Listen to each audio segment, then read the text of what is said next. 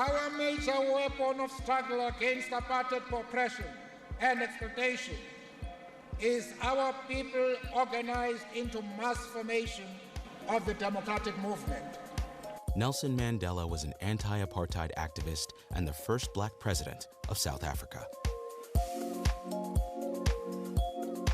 He was born Rolihlahla Mandela on July 18, 1918, in the rural village of Mvezo.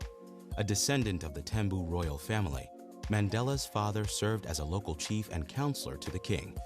His devout Christian mother enrolled him in a Methodist school, where he was given the English name Nelson.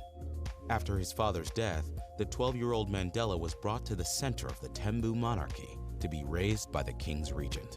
Living among the royal family exposed Mandela to powerful examples of black leadership that remained a source of influence throughout his life. Mandela attended the University College of Fort Hare and studied law at the University of Witwatersrand in Johannesburg. The school's only black student and a frequent target of racism, Mandela soon began to immerse himself in the world of radical politics.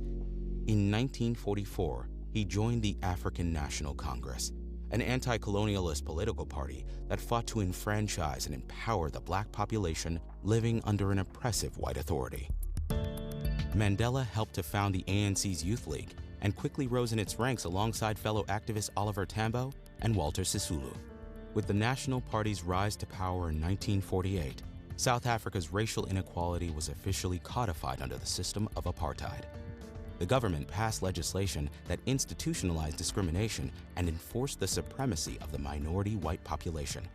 Mandela and the ANC fought back, launching the Defiance Campaigns of 1952, a series of nonviolent direct actions uniting black, Indian, and communist coalitions through coordinated civil disobedience. The National Party swiftly cracked down on their efforts, jailing Mandela and banning him from the ANC. Before long, the campaign had died out. In 1956, Mandela and 155 colleagues were tried for treason. While they were ultimately acquitted, Mandela became convinced that apartheid would not fall without armed resistance. In 1961, he formed the MK, a militant branch of the ANC that committed targeted acts of sabotage against the government and its military. The MK's guerrilla tactics were effective, but in August 1962, Mandela was captured. Charged with conspiracy, he received a life sentence. Incarcerated at Robben Island, Mandela remained a symbol of black South African resistance.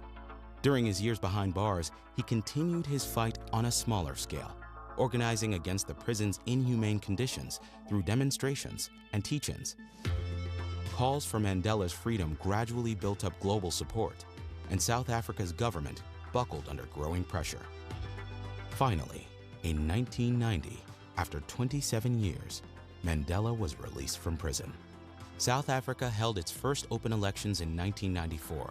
The African National Congress, led by Mandela, won in a landslide.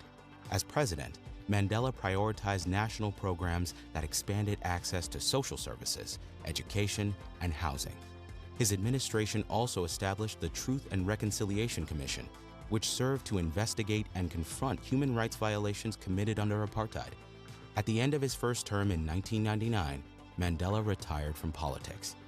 He continued to commit himself to activism, particularly in response to the AIDS crisis, until the end of his life. In 2013, Mandela died of a respiratory infection at age 95. He still stands as both the father of his nation and an international symbol of hard-won liberation.